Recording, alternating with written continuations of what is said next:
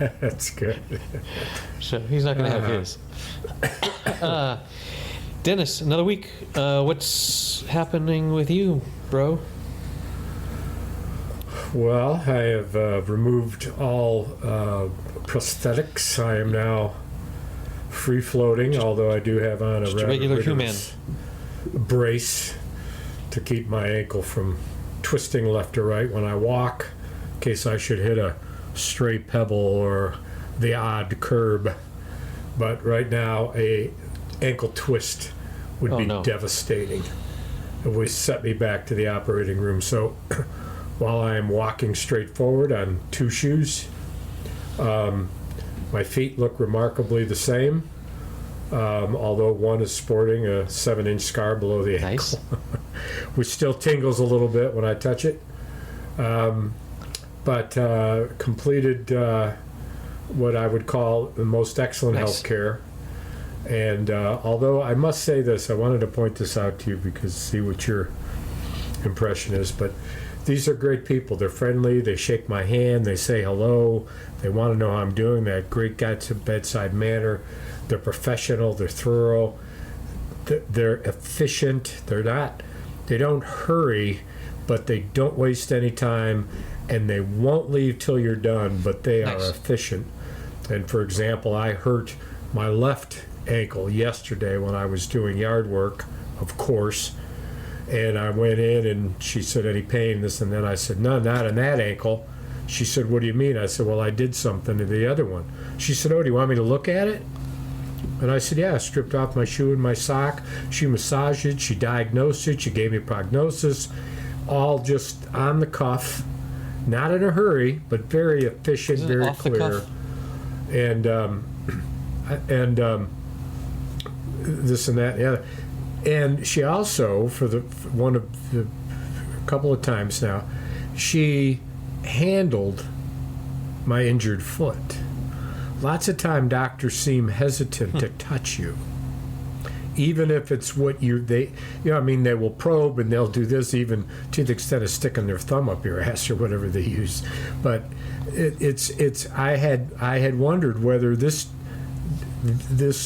practitioner would look at my newly minted foot and want to caress it, so to speak, because it was in fact a tribute to their skill, to the team, and she's as important as the doctor, for God's sake. So it was all very, very, very nice. And I'm doing. I went to PT a half hour later, at a pre-scheduled meeting. And my PT proved to me that my feeling of weakness in that ankle is much, much correct. And he proved it to me by having me do power pushes with first my good foot, then my so-called bad foot, so that I could see and he could tell and measure the difference in the ability of strength was the assessment. Strength and agility, and he measured and he did this and that. And I had a clue, but I was a little shocked at how almost perfectly weak it was. And I'm really glad. It couldn't have been any weaker. When it was time to push, there was no push. And with my good foot, I'm pushing his arm away, either way, down or up or whatever he wants me to do. This foot, no ability. He wanted me to stand on my tiptoes on my good foot, which I did, and then the misnamed bad foot, because of course we shouldn't call it that. And any doctor with any sense of nowness would know, don't call it your bad foot, call it your healing foot. What a change. That's it's not bad. Bad foot. You don't yell at a foot for it to get better. You coax it, you massage it, you caress it, you love it, you oil it, you massage it, you stroke it, you talk to it, you think about it, you dream about it. You are your ankle. You are your ankle. I are my ankle. That's my new name, my new fake name. What's your name, man? IR. Oh, IR, huh? IR what? IR ankle. Now, what's the IR stand for? Irreversible refusal? What's that? Irreversible refusal? What does that mean? About my ankle? It means total acceptance, I guess. It's the zen of the ankle, man. I are my ankle. That would be a T-shirt. The front of it is an ankle with a cartoon sign around it, meaning that there's trouble. You know, like what would it be? It'd be question marks and like explosion lines, like what's uh-oh, right? And on the back it would say in big letters, I are ankle. Yes. Right? And people would be like, whoa, man, hey, I got to stab you. That's a cool shirt, but what's it mean? And the person then is instructed by virtue of the purchase of the T-shirt to say, look at them blankly and just repeat, IR ankle. Who? IR ankle. And if they persist, try to sound like the computer in 2001 Space Odyssey. You know? IR ankle. IR computer, Hal. Who is you? IR ankle. IR ankle, Hal. Is your name Hal? Well, everyone knows Hal. IR ankle. That's what it means. Are you having difficulty the astronaut's name? Understanding the question? No, Hal is the computer. It's a Steve or something. No. Steve. Pod Bay Doors. No. Can't do that.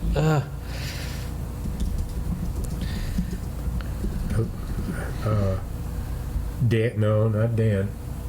Open the pod bay doors, Hal. Mike. I'm sorry, Dave. Dave, I'm afraid I can't do that. How could we not remember that? I've got an excuse. You don't have an excuse. You're bucking, what are you, 42? Yeah, I wish.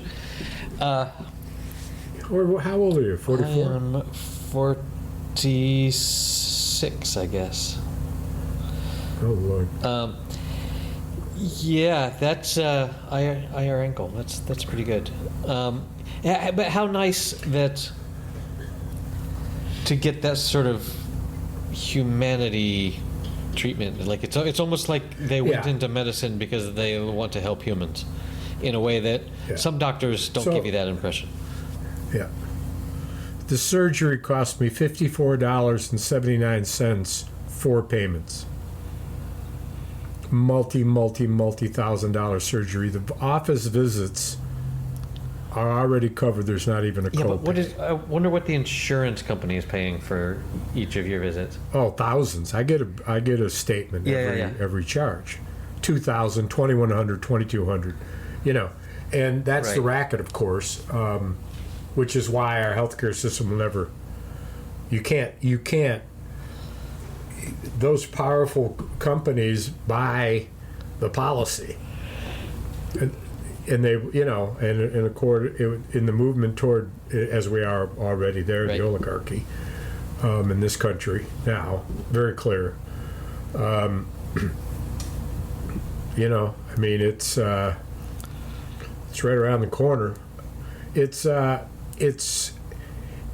Supreme Court gave Trump permission to lay off thousands and thousands of federal workers. And what was interesting, and which I found encouraging in an odd, oh shit way, was that the two of the liberals on the court sided with the administration and said, you're right, you can do this. And I wasn't at all surprised because as a member of the executive branch and understanding the constitutional and legislative and appropriation level authorizations that the executive have, it's clearly up to us to manage our workforce. Makes sense.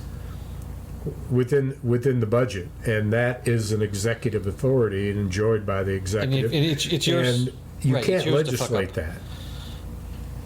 You can't. That's right. But oddly encouraged because it shows a bipartisanship that hasn't been seen in many, many, many, many months. A couple of other things. This is something that Trump said the other day. He said, I've talked to him, Putin, many, many times, and he's friendly enough, but it's all, he doesn't do anything. It's all just pretty useless. What does that mean? And meaning that Putin treats him nicely, but he doesn't do anything that he wants him to do. He's been trying to get him to the table for a ceasefire ever since his election. He's not getting anywhere. Sure. It's widely reported. And now Trump, for the first time, is saying something negative about Putin. He's never said anything negative, ever. And the Russian newspapers reported Trump as being wishy-washy. Well, that's... Right? And weak and this and that. And it's a change because up until this report, it was all copacetic. It was all Putin US this, Putin US that, and then just on the turn, that's where it went. He doesn't mean it. He doesn't want a ceasefire. He doesn't mean it. And it was an odd thing about Trump. Point number 3.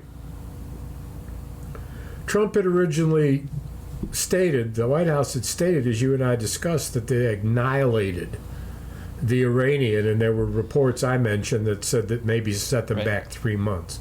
This is what Trump said yesterday, I think, or the day before. He said they thought that it was obliterated. Well, it turns out it wasn't obliterated. We got some bad information, but we're working on it. I've never heard brutally honest a more reasonable statement from Trump in That's crazy. My life. Here's another point. Reports on the big awful bill, the big beautiful bill. Just FYI, I don't support it, but what didn't I know? What wasn't reported clearly at all to me, and I'm an avid reader of headlines, if not articles, but if a headline and this one would grab me. And the point is that next year, because I'm over 65 years old, for the next several years, I got a $6,000 tax credit. That's $6,000 in my pocket. If it's for 2 of us, it's $12,000 a year for 3 years. That's what's in it for me. And there's other couple of examples like that. And what's interesting is that the press only has limited time to report, and they're going to report apparently based on a slant, because as you may have noticed, 60 Minutes, otherwise known as the show that won't be scared by anyone and scares everyone who's ever been on it, they backed down and they paid the Trump Library $16 million without admitting guilt, had apparently slanted the edits of the Harris interview toward her. There's a really good Jon Stewart did an interview this Monday with a guy who's been on 60 Minutes for 50 years, and they talked about how it's a total shakedown is the word that they used. But not 50 years. He didn't work for decades. I forget his name. But Scott Palin. Surname was with a K, maybe. No. Wallace. But I'll link in the show notes and send it to you separately. And they talked about how the current CEO and of Paramount really wants to sell something, maybe all of Paramount or something, and stands to win.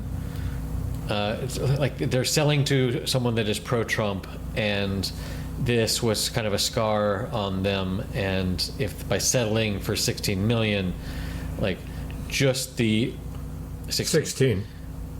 Just the the CEO alone stands to make $2 billion in this deal. So it's just who hopes to make $2 billion? Details. It's the owner of Paramount. Why would he make 60 billion? Or he wouldn't lose 60 They want to sell Viacom CBS. Paramount owns Viacom CBS, and the CEO.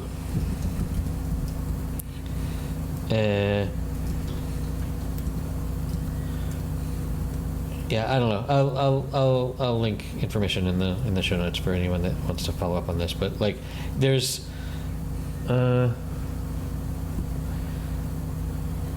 Sherry Redstone is then the board. She's a non-directive chair of the board of directors, and she owns a huge amount of stock and.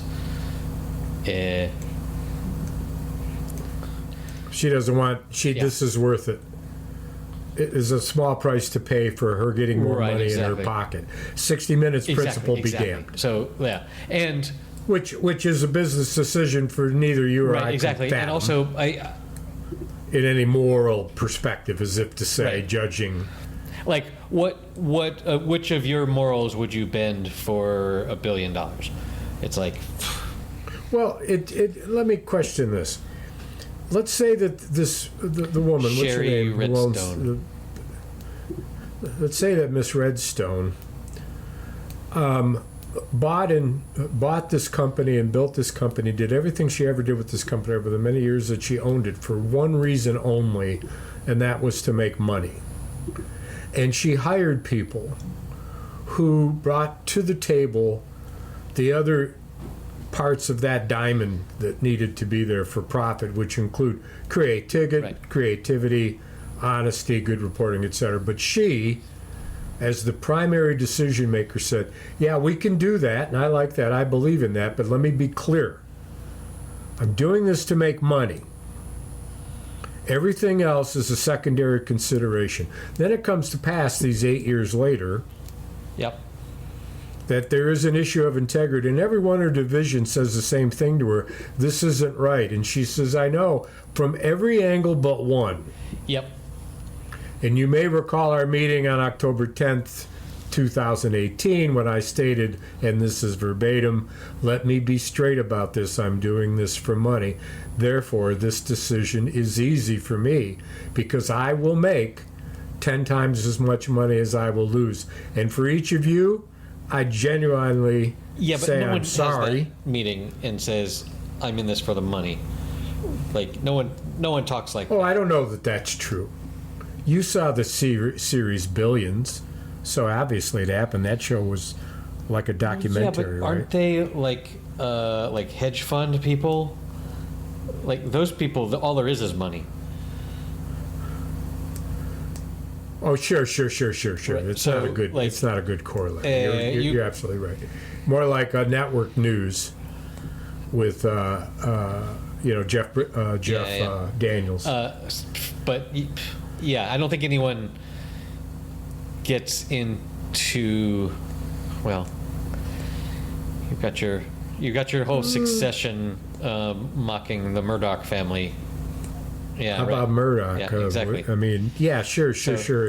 It's got, as one would say, it's got its ups and downs. Well, and owning the news gives more than money; it gives power, which is different.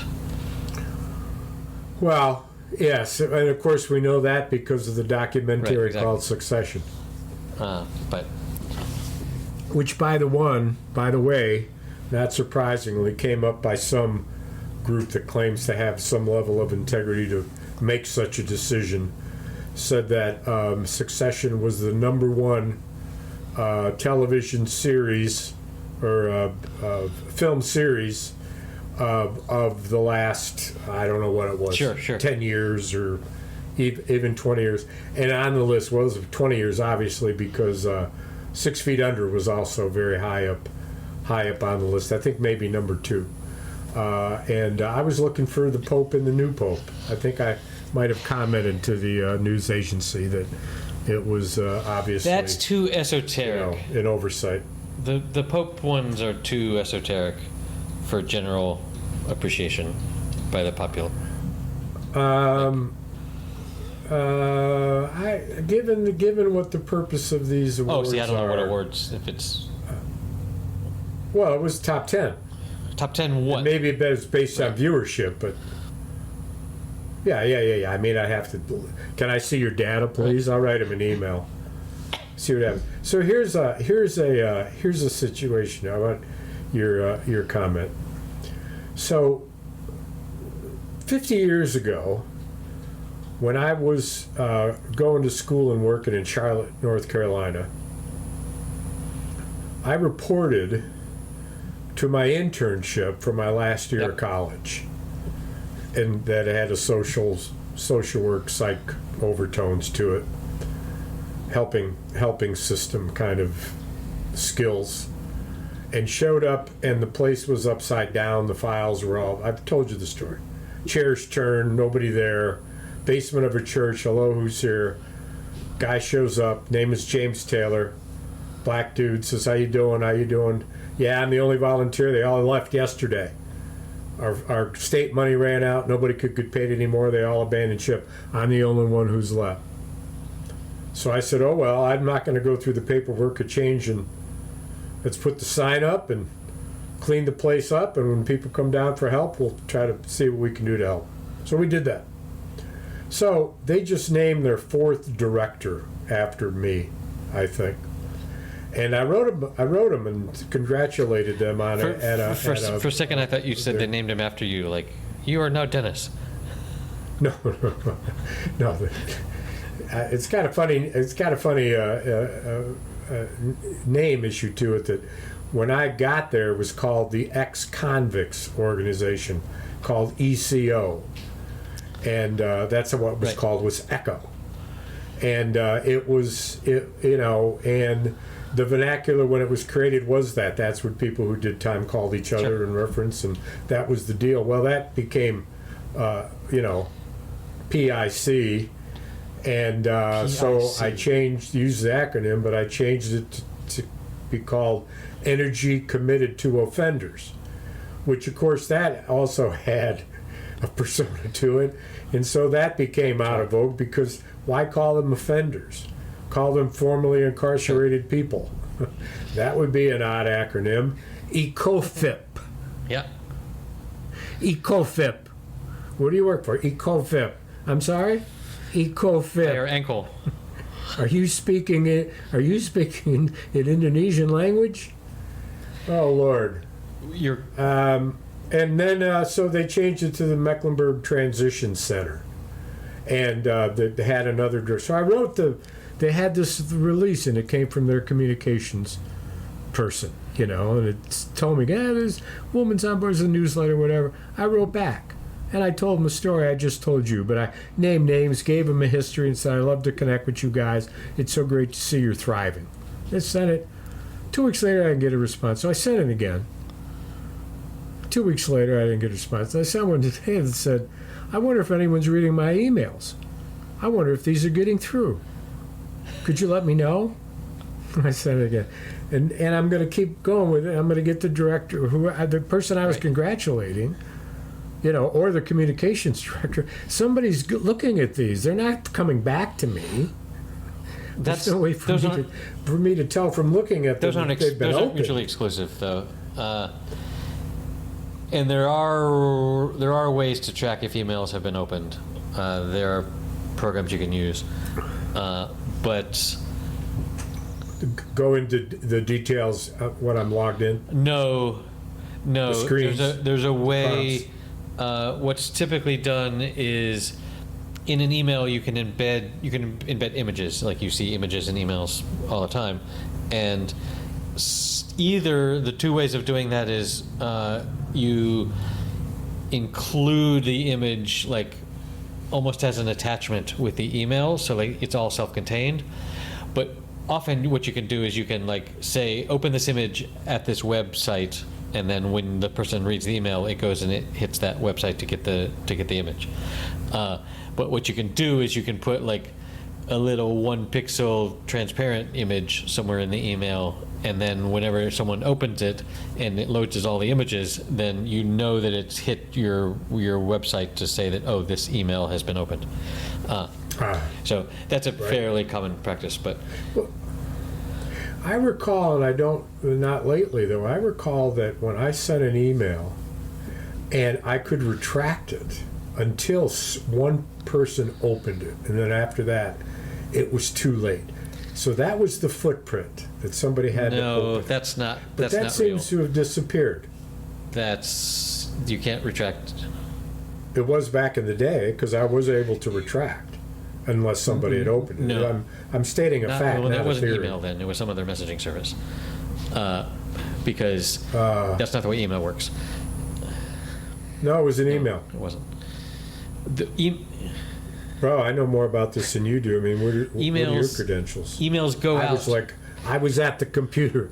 I was at the computer, dude, typing now the they shit. have, I know. Like Gmail has a feature where you have like up to 5 minutes to regret the fact that you hit send and like say unsend, but that's because they haven't sent it yet. Once it gets sent, it's gone and it's out there. There is no. Well, what's the difference between what you're saying and what I'm saying? Because you're saying that it is retractable for an indefinite period of time until someone has read it. Oh, until somebody opens it's not. I'm saying it hasn't really gone out yet. You just handed it to Yes, it isn't about being opened.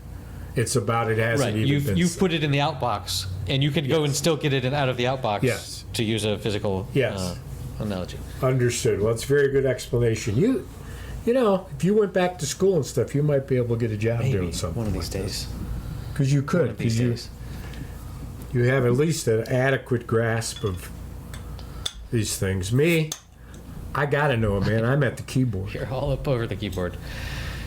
I gotta know it, and I don't often hit a stray button. I mean, I don't want to say I don't ever. What? I mean, last week. I was going to say, what does your keyboard spilled smell like? my keyboard smells like my foot smelled when I took it out of that boot. So I had a strange thing happen to me yesterday that you can appreciate the creepiness of it. But I was in my boot, and it was a hot day, and I was bound and determined to get my checklist done at my co-owned property, mow the lawn, trim the hedge, etc. And I persevered, gallons of water, did a little painting, did a little bit of this, did a little board pounding, got stuff ready, got it done. As I'm mowing the lawn. Did you drink gallons of water, or did you? What were you doing with gallons of water? I didn't say anything about gallons of gallons of water. Okay, never mind. Continue. Let me back up. I was bound and determined to do my checklist, painting, pounding, mowing, etc. And as I was mowing the lawn with my boot, step, clump, step, clump, step, clump, the boot, of course, is front end opened. And at the time I had on a loose sock underneath to capture it all. And suddenly something went all the way down the front of my foot, almost to the back of my ankle, inside my boot. And what did you think I immediately thought it was? What would the first thing that I would think? Or most people would think. Let me put it that way. Snake. Yes. There's a snake in my boot. Do you know what that's from? There's a snake in my boot. In my boot. That's one of the things in Toy Story when you pull on Woody's string to have him say a cowboy catchphrase. One of the things he says is, "There's a snake in my boot." Anyway, I don't know how I went there. I didn't know that. You know, the human brain is weird. That's no. Wait a minute. Don't generalize this. Your human brain is weird. You can't speak for the rest of humanity. IR ankle. Just, based what. I'm telling you, this is a money maker. The other money maker is the T-shirts with the onomatopoetic words on them, with the image. And I mean it. this could be some real money. Now, for me, it's the difference between more groceries or more restaurants. I mean, so are you going to just leave us hanging on what your intruder was, your boot intruder?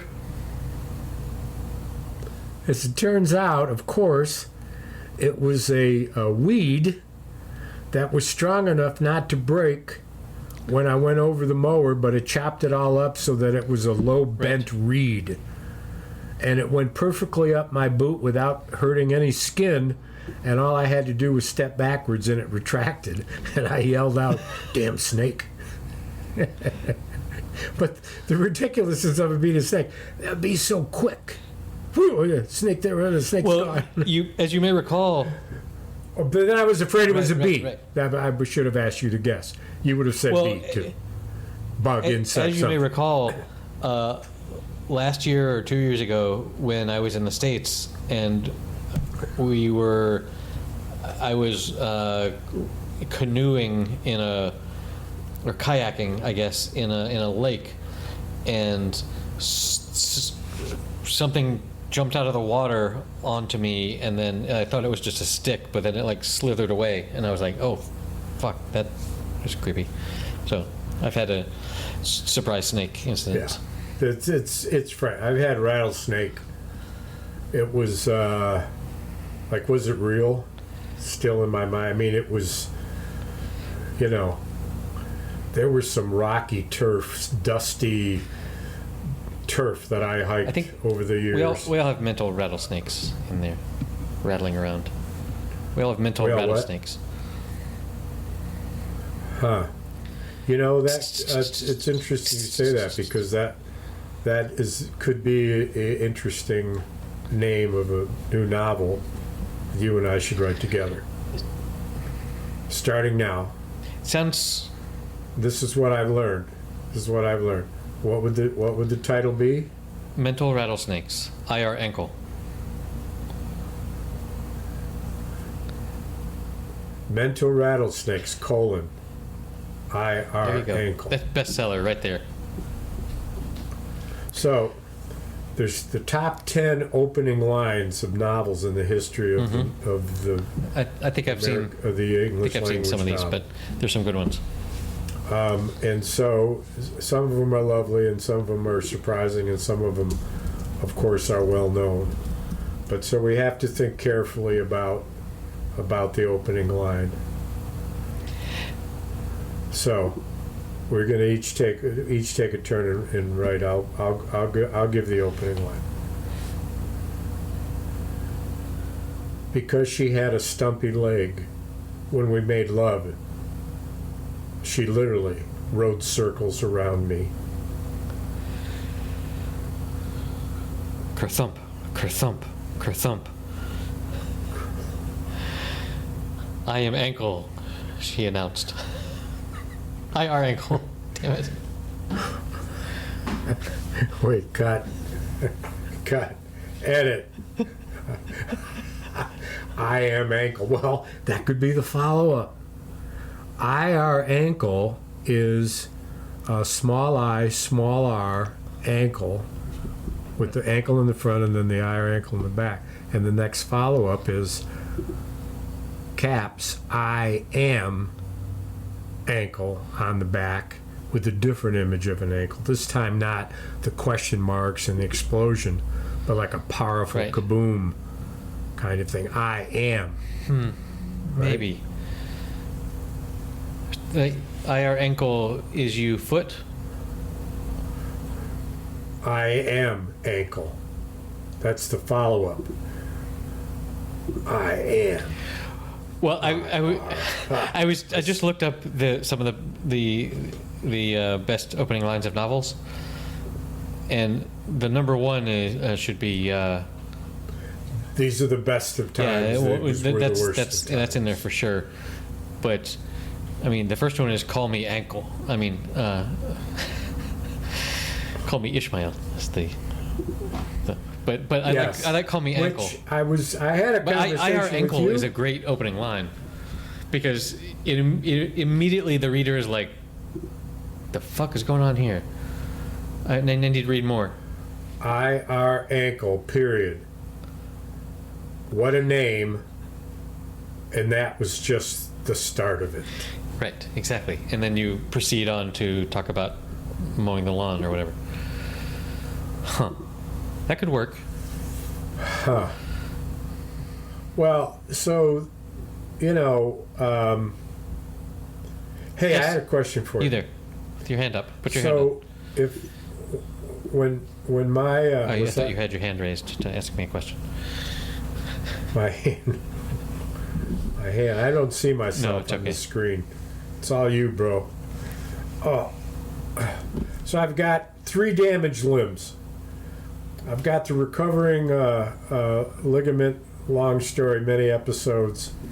You now have, I believe, the story of the branch up the old boot. Yes. Das Boot. But later, apparently, when I was reaching up high stupidly with a branch cutter in my hand and struggling to get a branch that was probably at least of 1/8 of an inch too thick for the size of my cutter, I used my bad shoulder Your to healing pull on shoulder. it. My healing... Another t-shirt. How are you feeling in the front? And then in bigger letters, bad. And on the back it says Healing. No. Period. Healing. Huh? That would get Yes. some clicks. Put a peace sign in there somewhere. Track Could have all the octogenarians. You could have a healing heel. So, using my injured and then soon to be injured further shoulder, I couldn't quite reach, so I used my so-called good or non-healing leg and stood on my tippy toes long enough to kind of affect my Achilles tendon. And so I was sore laterally the next morning, and it was earlier in the story I told you of the care I received from this wonderful staff. Hey. T-shirt. Which... Achilles heel. Heal. You're healing Achilles heel. Yes. You get it? Well, yes, of course. So, new thought though. The front says Achilles heel, and the ankle in the middle of the graphic is glowing as if healed, with healing properties implied. And the back of the t-shirt is the name of our new company, where we give advice for anybody with a hurt IR Ankle Incorporated? IR Ankle, period. IR Ankle Inc. And if necessary, a footnote. I get it, a footnote. After it says that it's copyrighted. You gotta have a footnote if you're doing an ankle thing. Or an ankle note. We call them ankle notes in our business. That's where I was headed, bro. You got the ahead of me. While we're sharing, if the best you can do is be a little bit more clever than me, you're in rough shape. While we're talking about injuries, I on like the first or second episode of this podcast, you joked about me having a big gash on my head, just like we improv'd a little bit about what happened to your head or whatever. But I don't know if you can see this. It came back. After we recorded last week, that night I fell out of bed and hit my head on the really sharp end table that we have. Oh, and no. As well as landing on my hip, our bed is quite high. I got this big gash in my head, in my temple. What, why did you I was fall out asleep. of bed, bro? I was Were you asleep drunk and again? I rolled over and it was the wrong way. You were drunk. You never made it to No, the bed. no. This was the You middle. tried to crawl in and you stumbled. That's a good story you have, though, that you fell out of bed. You never. I have you never had. got to bed. You got to face I up have to done that in the this. past, but this was not this. So, but There we go. this was a couple hours after I had gone to bed, and so I land on the floor and there's like blood. Oh, And so jeez. I get up, I go to the bathroom, and it's bleeding, and then I end up with blood on my pillow the next morning. It was pretty scary. Yeah, I saw Godfather, a little bit of it. Am I I reminding watched you of it the horse? until the scene with the guy's dead horse and the thing. So yeah, so I got the image. You know what I look for this time? It's about 10th, 11th, 12th time I've seen it.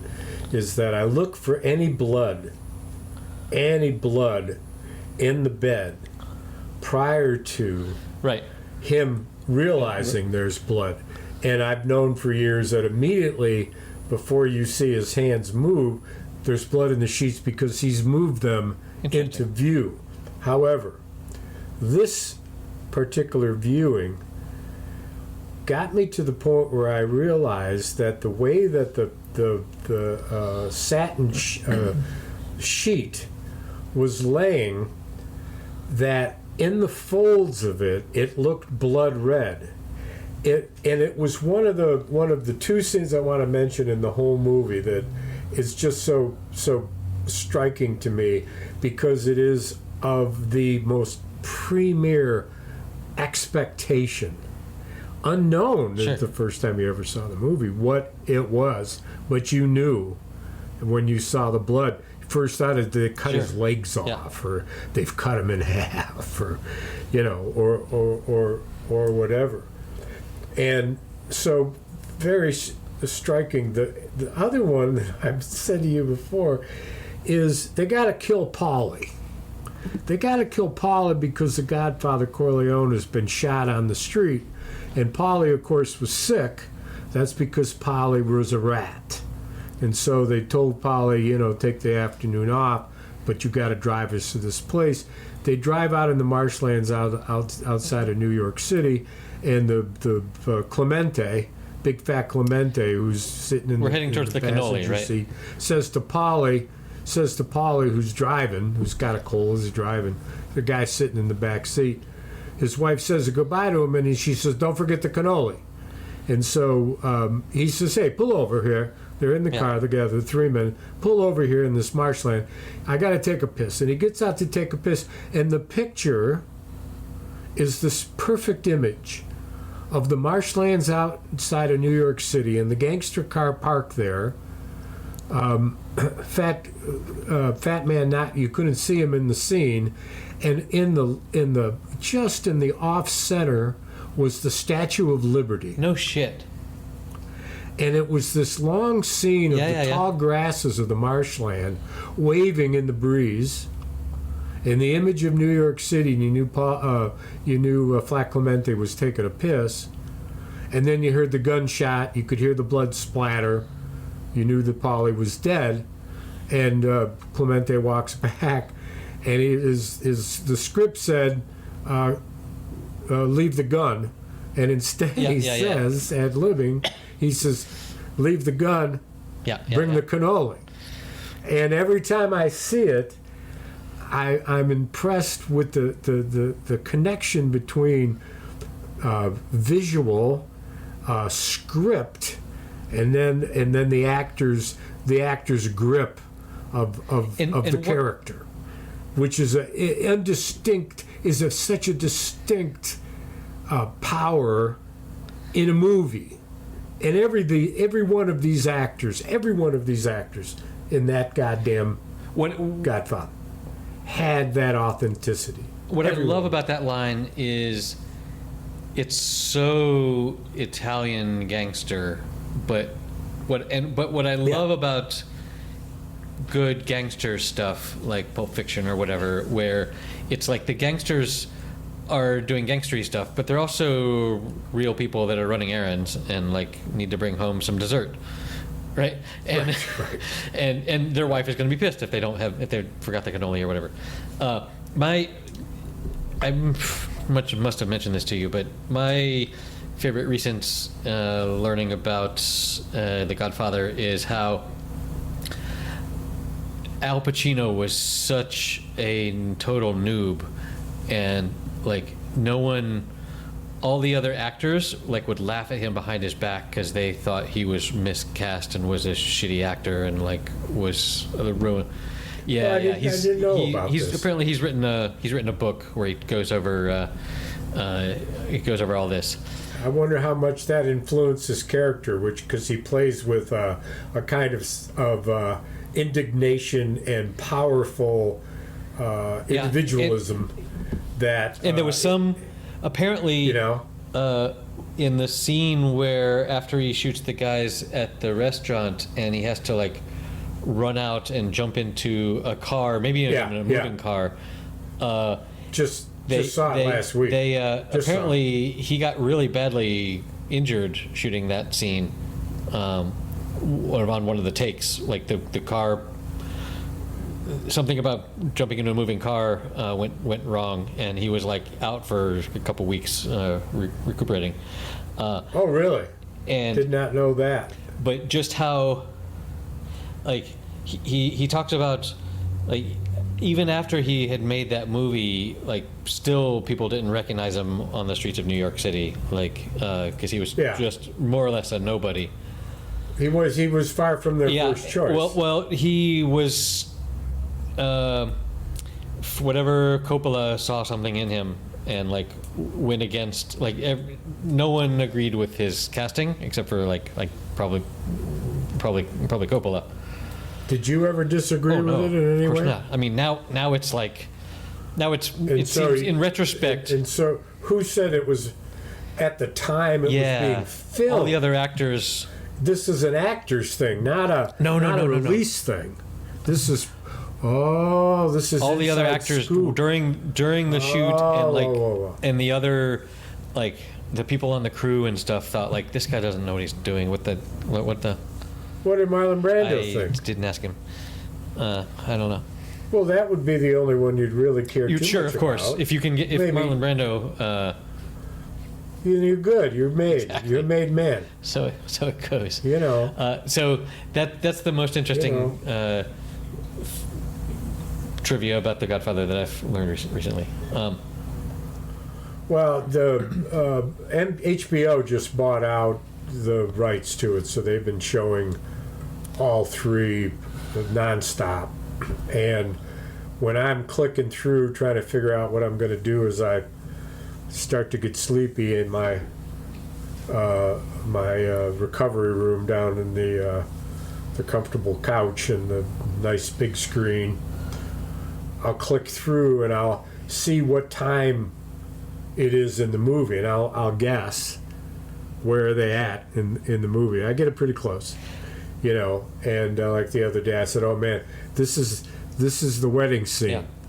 This is the wedding." So it's been years and, since I've clicked through and found a movie that was being broadcast halfway through, as opposed to the new world of streaming, where, like, yes, if I will look at the Spanish broadcast TV, there will be movies that are shown, but they're all overdubbed in Spanish, and they all have like ads every 10 minutes, and it's just not worth my time. But it's interesting. I have a story about this past weekend. This past weekend, a thing I did. Taboo thing. A story. No. Taboo. I have a story about this past weekend. Jeez. Oh. Am I slurring my speech? What? No. Well, listen. There's a few things going on. All right. So let's just take a second. First of all, take a deep breath. if you have to repeat things to me during the broadcast, okay. It's okay. It's to be expected. Why? Number one, I'm an older man, even though I have in my hearing aids. Sometimes it's not the strength of the delivery. Sometimes it's just the resonance. You are ankle. Number two, that's number three. Number two is that you do, after you've thrown a couple of back, start to blend your words together. It's almost a quasi-English with a little Spanish undertone. I'm about ready to start looking for flamenco music. Yeah. Hear that? That's a Harley, baby. Motorcycle, man. Whoa, baby. Anyway, so what were you saying? As you may have seen on Facebook, now that you see more of my stuff on Facebook, I went to the biggest party in all of Spain this past weekend. I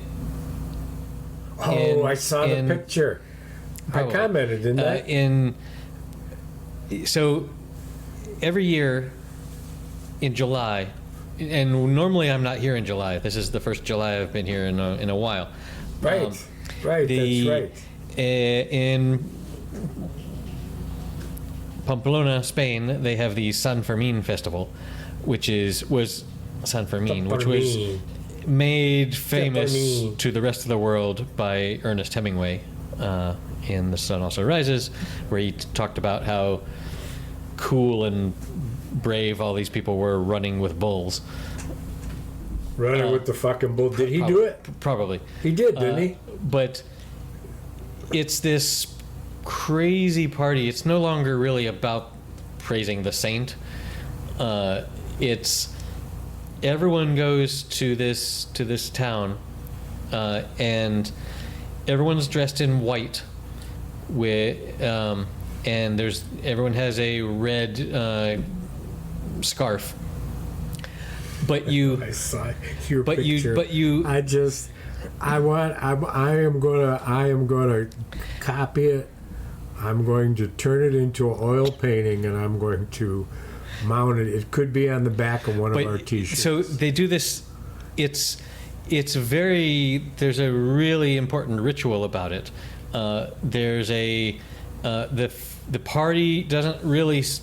The festival doesn't start until exactly noon on July 6th every year. San Fermin, the day of San Fermin is July 7th, but the party starts at noon on the 6th, and thousands of people go into this tiny little square in front of the city hall of Pamplona, and they're just all pressed up against each other, and people are crowd surfing. And the other thing people like to do is they bring, meaning that there are bodies yes. being passed. Wait a minute! Don't just blow past bodies that. being passed. I mean, how many people at a time are being surfed? I saw maybe 2 or 3 from the video footage. I was not there because I could not possibly be there.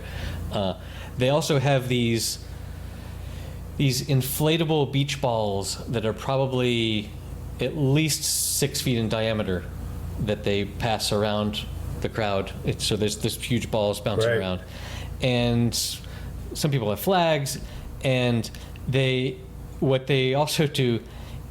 Everyone has either wine in some sort of a plastic bottle, or they have flask. Well, it's like a plastic water bottle that they filled goat skin or flask. Goat skin, but often it's just a plastic water bottle that they filled with wine. But they also, there's this drink that they like called calimocho, which is a mixture of cheap red wine and Coca-Cola. The youngsters there like to drink. Quenchable. And so thirst, what they like to do is they like to take their bottle of this stuff and just like spray it all around everyone. And so everyone that's dressed in white in this particular event ends up pink, because they're all like stained with the red wine.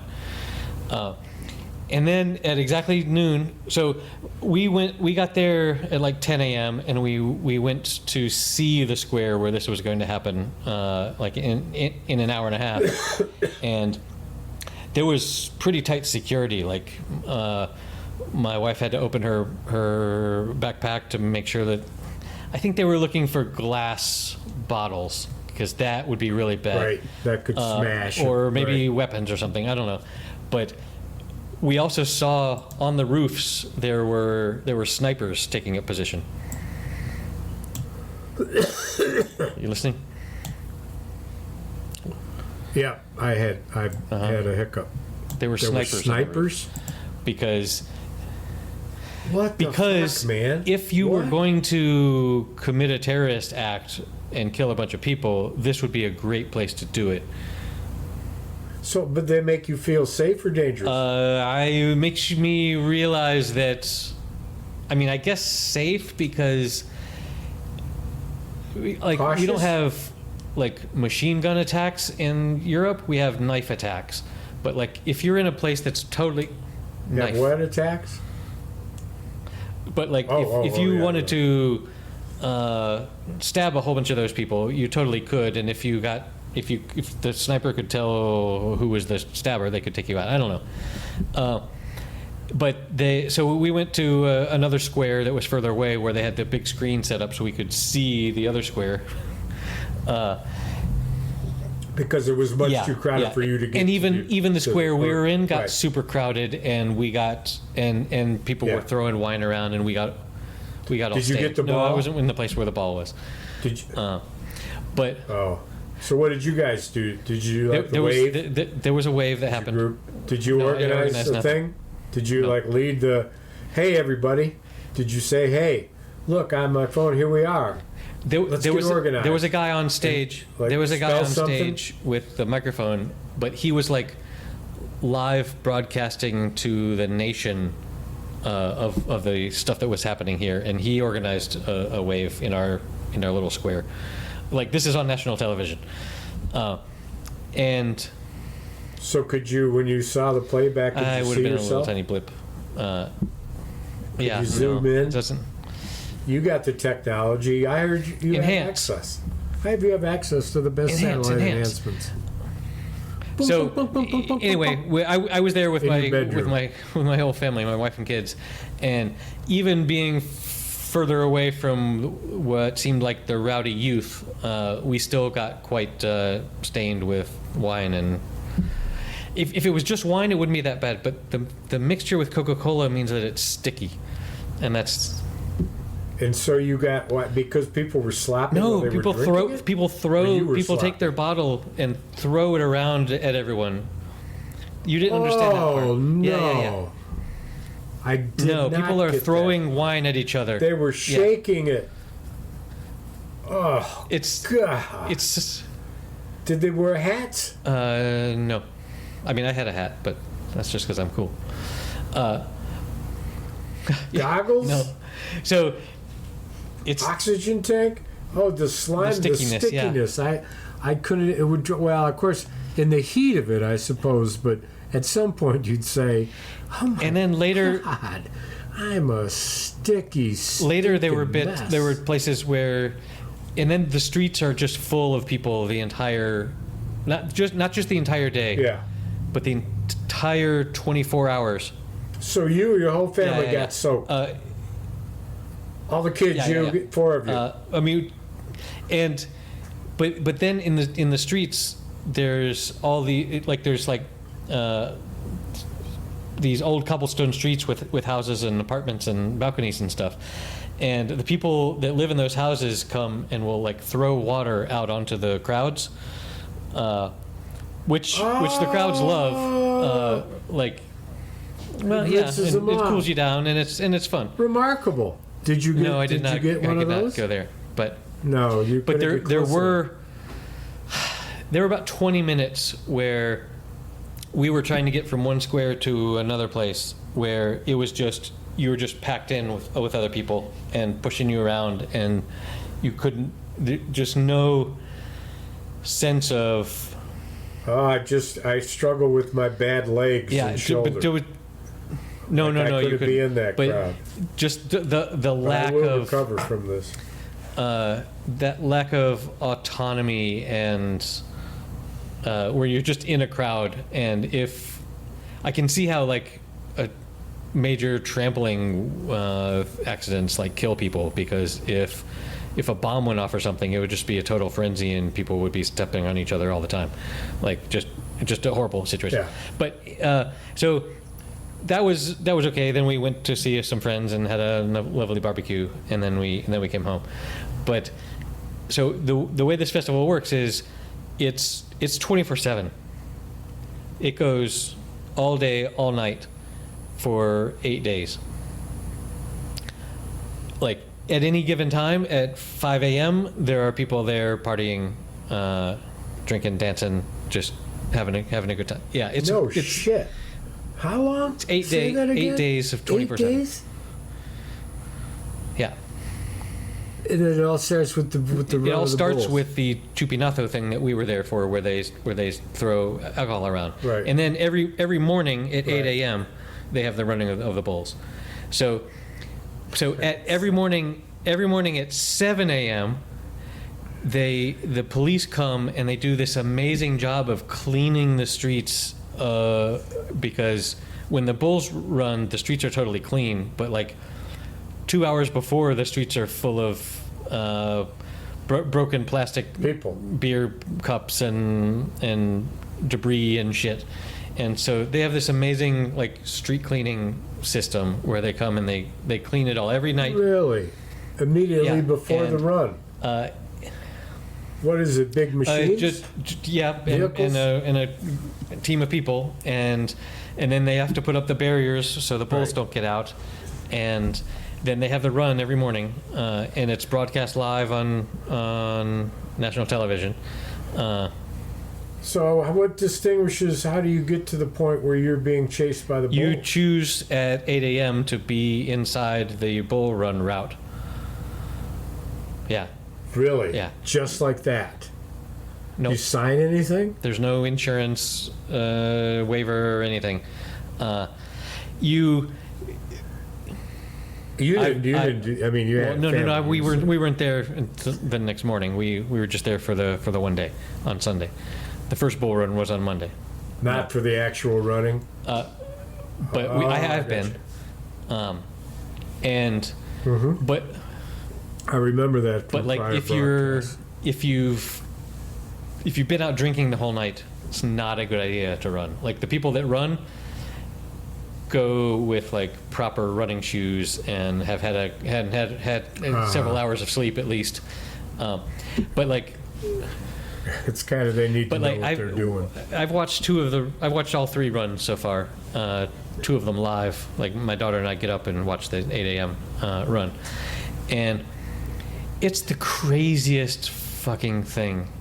There are so many people.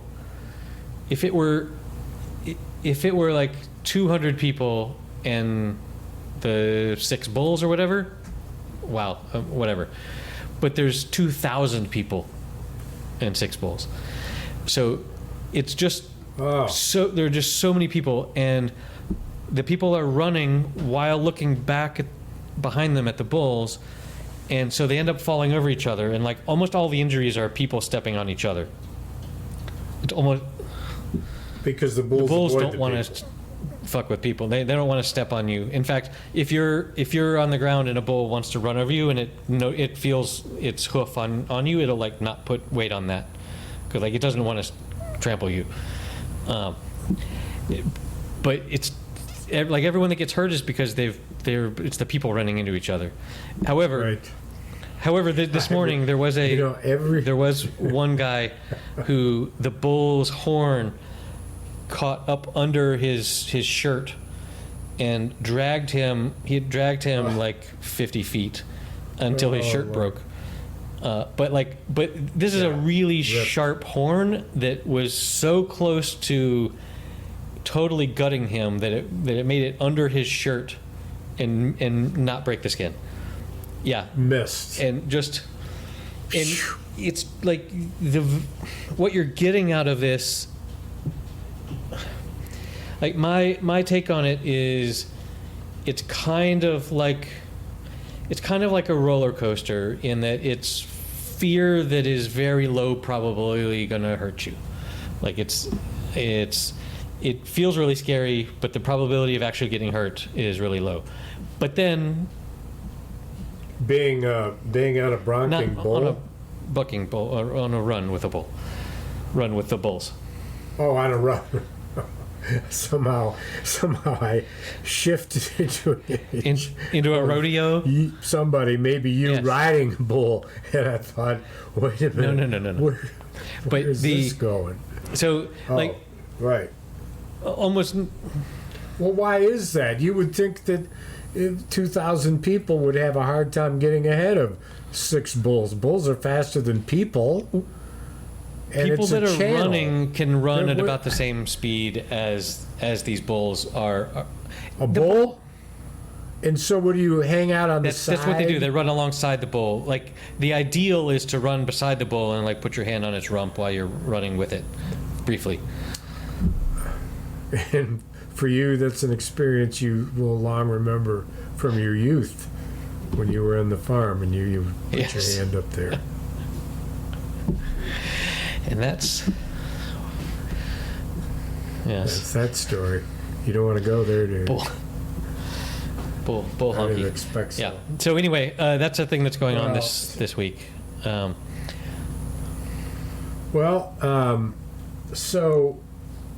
I got to tell you this. I almost went to the hardware store this week. That would have been fun. But I didn't have to, because I found a couple of used screws in the barn that I could use for the window I was fixing. So this is just to say, you got your trips, I got my trips. It's like the same life. Like, we each are doing things we love. I mean, you're doing the running with the bulls and I was not running dodging with the bulls. and getting spattered with I did do that, yes. Wine and Coca-Cola. I can only imagine you all wet and juicy. Good Lord. It's an image I'm not sure that we need. You know, there's a funny thing that's happened. I've run out of my second beer. That's like... There must have been a hole in the bottle. A hole in my heart. There's a hole in my heart since you left me.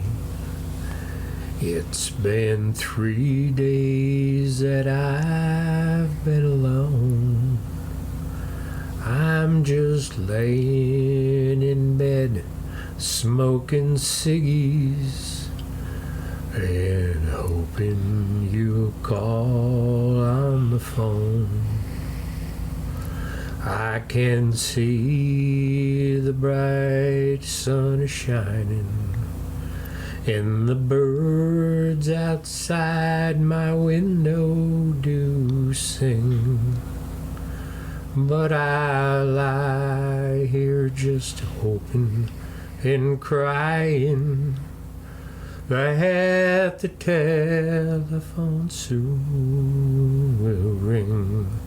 Ring me on, little Susie.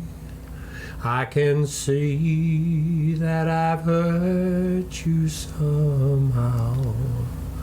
I can't tell what an oaf I've been all my life. Oh, sweet Susie, forgive me.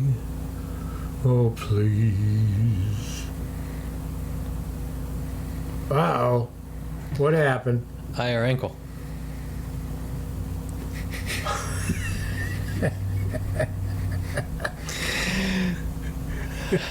I'm telling you, there's money to be made. Hey, I know what. Farm it out to one of your kids. Tell them, hey, we got this idea. We want to do T-shirts, international business, IRA, blah, blah. Describe it to them. Let them take it. They make, like, money. Right?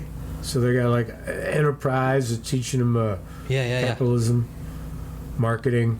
communications, organization, computerization, aristocratization, galvanization, Alcatration, Alcatraz prison. Oh my God, Trump. Alligator Alcatraz, down in Florida. Make a camp, put it in the flood zone, make sure there's boa constrictors and snakes everywhere, spiders the size of a fist. Raise yourself some wolf There's a snake dogs in my boots. and put men in cages. Why? They're from another country and they are suspect. Yep. They are suspect. Indeed. Alligator Alcatraz. And the Secretary of runs all the Homeland Security makes a joke about something like, well, we just opened the alligators. We're just wondering if the alligators won't go hungry or not. Something to that extent. And somebody other texted and said, 16,000 meals ready to go. Wow. 16,000 meals ready to go. Of MAGA, of course. And then he wants to, San Francisco, he wants to reopen Alcatraz, which was closed because it was beyond repair in remarkably poor conditions. He wants to he'll pour billions. Yeah, you know why, into it. right? You know, It's a great movie. Yeah, but it's because they were showing Escape from Alcatraz on Florida cable TV the night before he tweeted that. Oh. That's why he got the idea. Why not? Make America Alcatraz again. Yeah.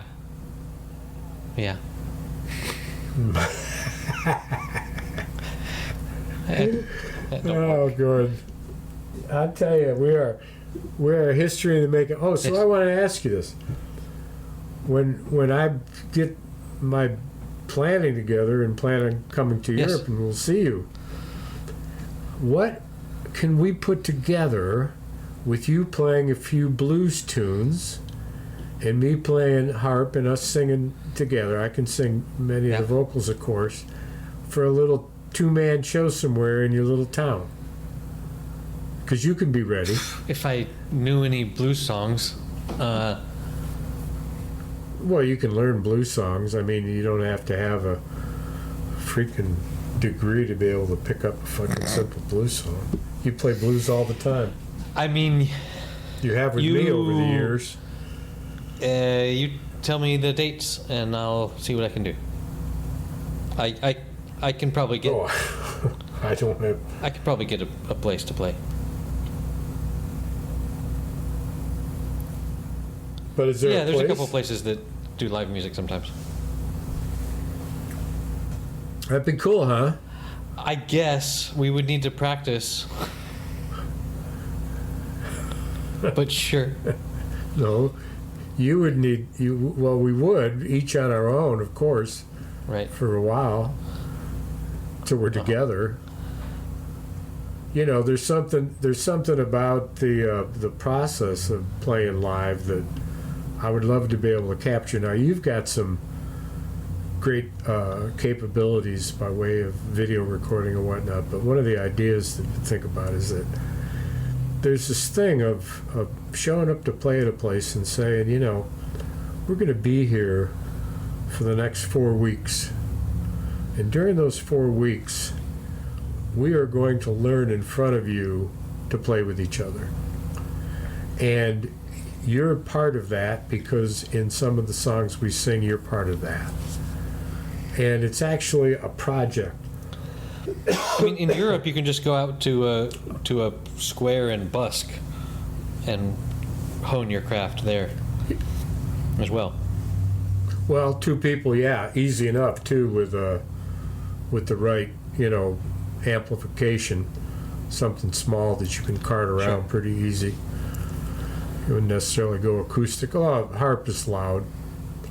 I'm getting ready to record a song or start to write a song that's got a washboard in it, and it's a Bayou song, of course. You're gonna write Nothing the real song extravagant, with the washboard. but I've written the song, but I haven't put the washboard to it yet. It's on my to-do list. But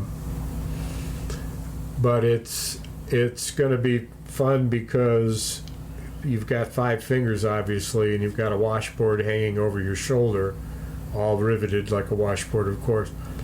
And in my 3 German fingers are soft rubber thimbles. And in my pinchers, my thumb and my index finger, are metal.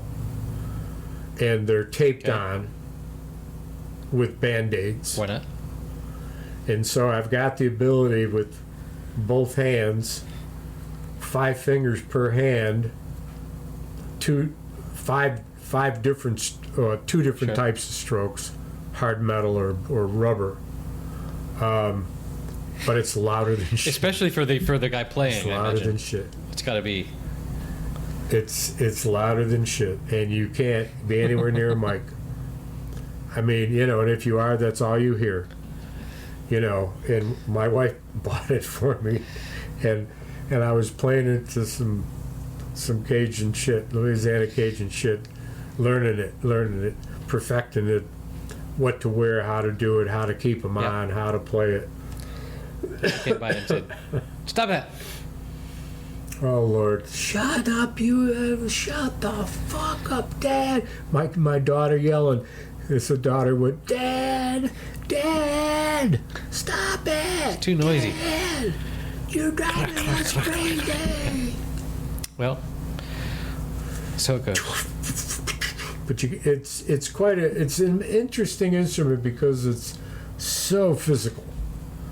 It's so physical. Your chest, your belly, your shoulders, obviously, your entire upper structure, not to mention some small amount of dancing. Of course. But that's fun. Yeah, so I wrote a tune and got to do another level of recording of it somehow.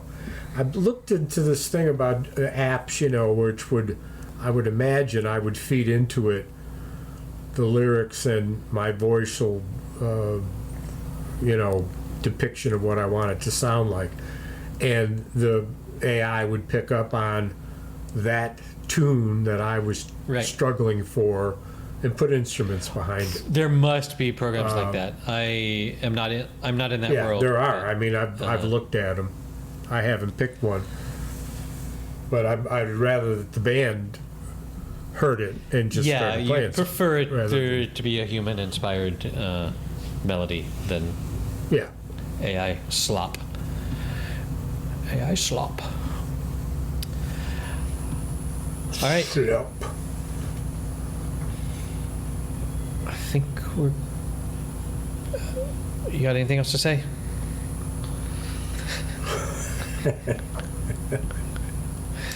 I hope this is recording. It doesn't look like it. There's a chance that it's not recording, but whatever. Well, that's what you get paid for. Well, my man, I sang you a little tune there. I wish I'd recorded that. Of course, you did. Potentially. Pretty good little tune. Recorded. That would be by definition, yeah. Yeah, I'm with you. Pretty good little tune. I knew when you said birds sing, it was going to rhyme with phone ring. Yeah. You knew it, of course. Of course. Where's that? And you can't go wrong. This is the other thing. You can't go wrong if who you're singing about his name is Susie. No. You can't. You can't. And the thing that it does, and I hope you recognize this, is it makes it a little more lighthearted. Does it? Yeah, as opposed to Linda, for example. Roxanne or something. Yeah, okay. Well, I'm out. I'm choking to death. Peace out, bro. You're driving me crazy. Oh, driving me crazy. Have I been lazy in my love for you?